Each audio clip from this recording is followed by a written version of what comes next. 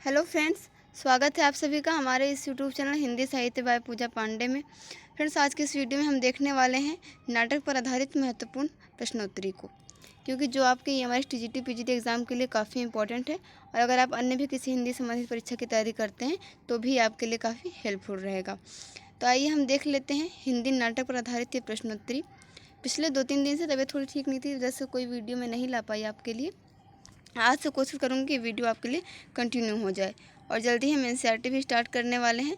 चलिए सबसे पहले देख लेते हैं ईएमआईएस टीजीटी पीजीटी एग्ज़ाम के लिए हिंदी नाटक पर आधारित ये प्रश्नोत्तरी। पहला प्रश्न है, प्रसाद जी के नाटकों के शिल्प विधान के घोर विरोधी हैं। ये आप कथन कह सकते हैं एक तरीके से, प्रसाद जी नाटकों के शिल्प विधान के घोर विरोधी हैं या उनके जो नाटक हैं वो शिल्प विधान के घोर विरोधी हैं। ये कथन किसका है? ऑप्शन है आपके ए है लक्ष्मी नारायण मिश्र, बी मैथिली शरण गुप्त, सी नंदुलारे वाजपेयी और डी है रामविलास शर्मा। तो इसका राइट आंसर हो जाएगा option number A, Lakshmi Narayan Mishra, इनका ये कथन है। अगला प्रश्न देखते हैं, प्रश्न संख्या 2। निम्नलिखित में से किस नाटक में साम्राज्यवाद और स्वतंत्र भावना की टकराहट का सफल चित्रण हुआ है? ऑप्शन ए है आपका अपराजिता, बी जय पराजय, सी रंग दे बसंती चोला, डी है शरणार्थी। तो इसका राइट आंसर हो जाएगा ऑप्शन नंबर सी, रंग दे बसंती चोला। इस नाटक में साम्राज्यवाद और स्वतंत्र भावना की टकराहट का सफलतापूर्वक चित्रण किया गया है।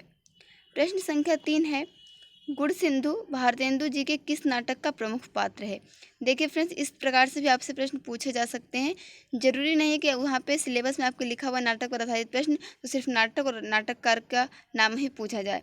आपसे संबंधित कथन भी पूछे जा सकते हैं और कुछ कुछ प्रमुख नाटकों के पात्र भी पूछे जा सकते हैं। जैसे अभी तीसरा प्रश्न है आपका कि गुण सिंधु भारतेंदु जी के किस नाटक का प्रमुख पात्र है?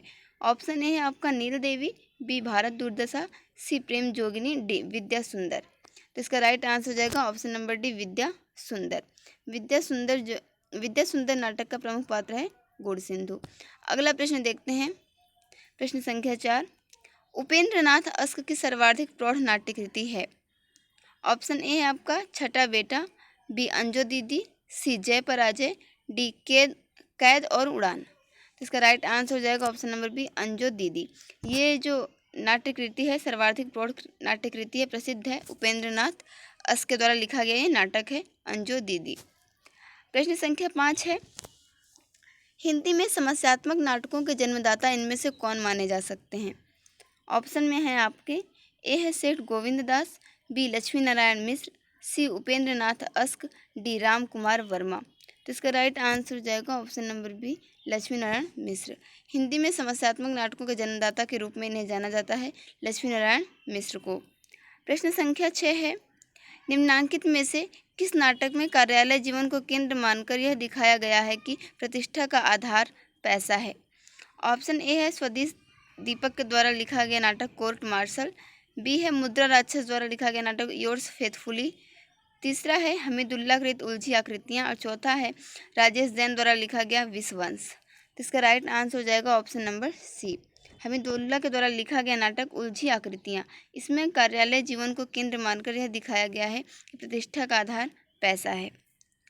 प्रश्न संख्या 7 है, लक्ष्मी नारायण मिश्र को समस्या नाटककार न मानकर पुनरुत्थानवादी नाटककार किसने माना है?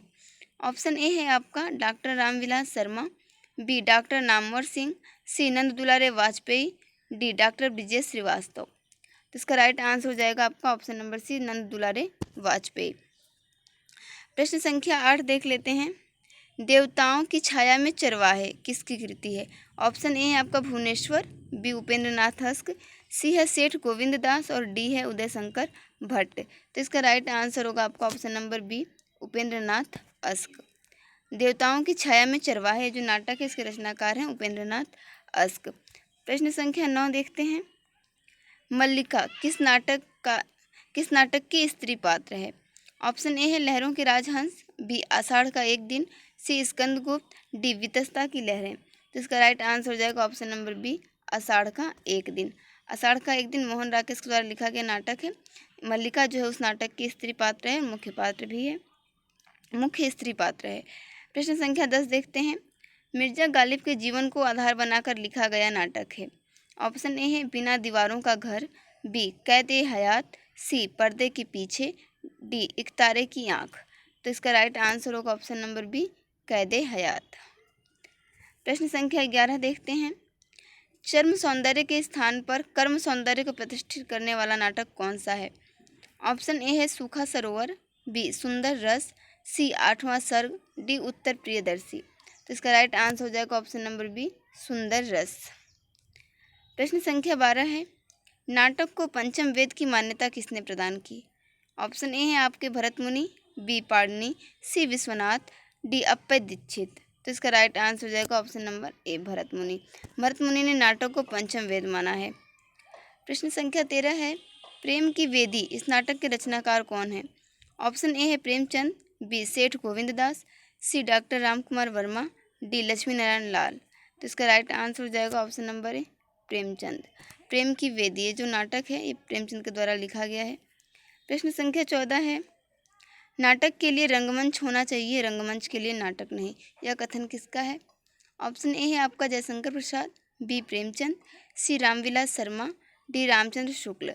इसका राइट आंसर हो जाएगा ऑप्शन नंबर ए, जयशंकर प्रसाद। इनका ये कथन है कि नाटक के लिए रंगमंच होना चाहिए, रंगमंच के लिए नाटक नहीं। प्रश्न संख्या 15 देखते हैं।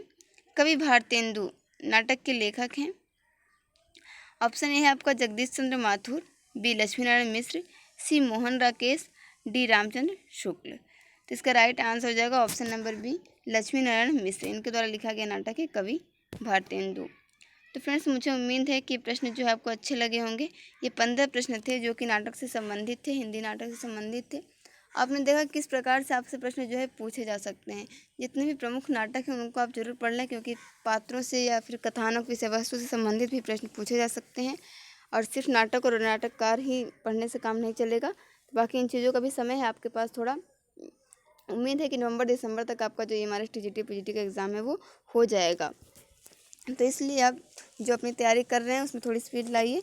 जैसे कि आप पहले 4 से 5 घंटे पढ़ते थे, तो आप उससे अब 6 से 7 घंटे कर सकते हैं, ताकि रिवीजन के लिए आपको अच्छे से टाइम मिल पाए। ठीक है फ्रेंड्स, मिलते हैं नेक्स्ट वीडियो में नए टॉपिक के साथ। Thank you for watching this video.